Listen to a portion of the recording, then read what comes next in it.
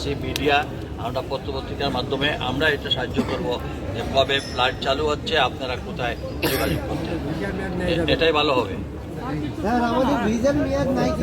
ভিসার যে মেয়াদ নেই আমাদের আচ্ছা, কোন দেশে? সৌদি তারিখে ভিসার মেয়াদ শেষ স্যার। আচ্ছা, এই যারা এটা এক কাজ করতে পারেন, আমরা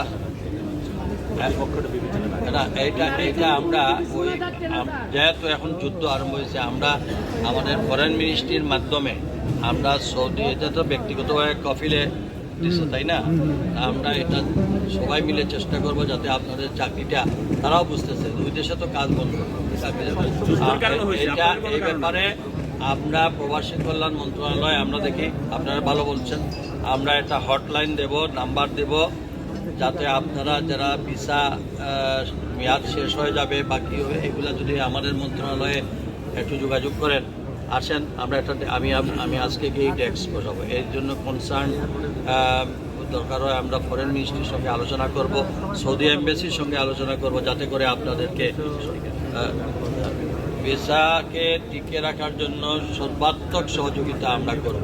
এবং এর জন্য আপনাদের হয়ে আমি ফরেন মিনিস্ট্রি, আমাদের প্রবাসী কল্যাণ মন্ত্রণালয়, আমাদের সিভিল এভিয়েশন সবকেই আমরা ব্যবহার করি, ঠিক আছে?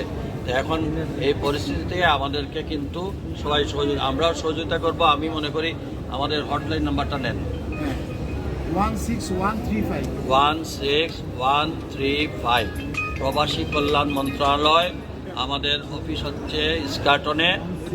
একটু জোরে বলে দেন। 16135 আমাদের সবাই নোট ডাউন করে নেন, হটলাইন নাম্বার এটা রাখেন।